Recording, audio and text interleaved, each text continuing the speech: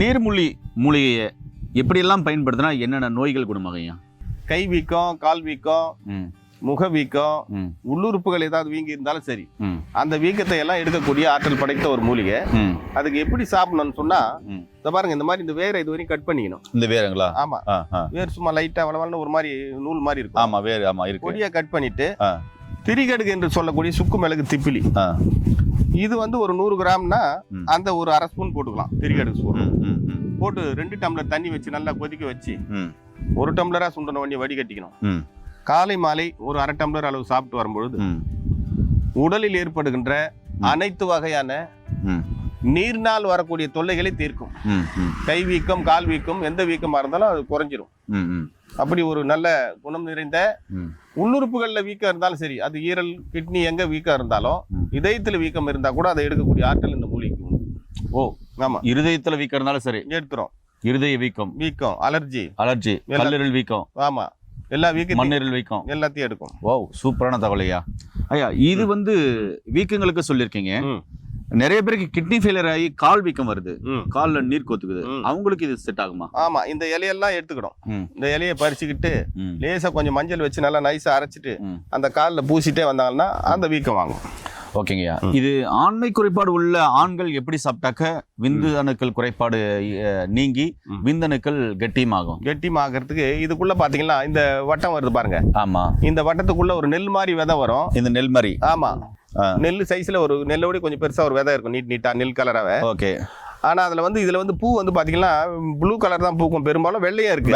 வெள்ளை இருக்கு, ப்ளூ இருக்கு, ரெண்டும் ஒண்ணு எடுத்துக்கலாம், ஒண்ணும் தப்பு கிடையாது. இந்த முள்ளுக்கு நடுவுல அந்த விதைகள் வரும். ஆமா, இந்த விதையெல்லாம் தட்டி நம்ம தட்ட வேண்டியது கூட நாட்டு மருந்து கடையில நீர்மூழ்கி விதை கிடைச்சது.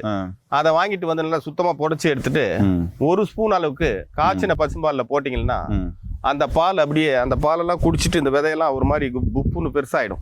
பப்பு மாதிரி ஊறி ஒரு புற சைஸுக்கு வந்துடும். ஆமா, அதை எடுத்து அப்படியே வாயில போட்டு தின்னுட்டு அந்த பால்ல கல்கண்டு போட்டு அந்த பாலையும் குடிச்சிடணும்.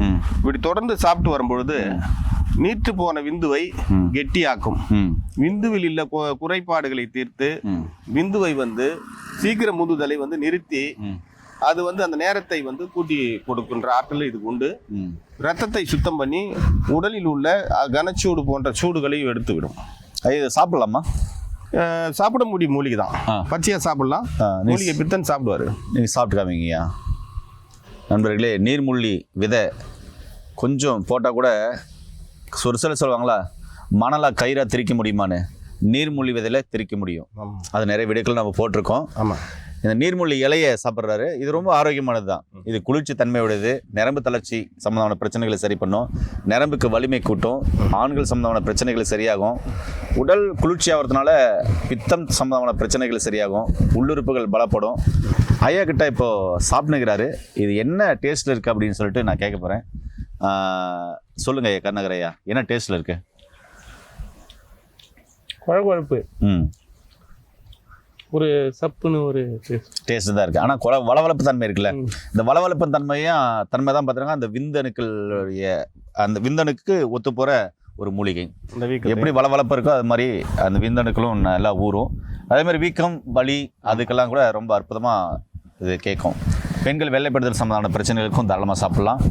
அதே மாதிரி கர்ப்பப்பை சூடு அப்படின்றவங்களுக்கும் அதை தொடர்ந்து எடுக்கும்போது நல்லாயிருக்கும். உடல் உஷ்ணம் ஆண் பெண் இருப்பாளருக்குமே ரொம்ப அருமையாக கேட்கும்.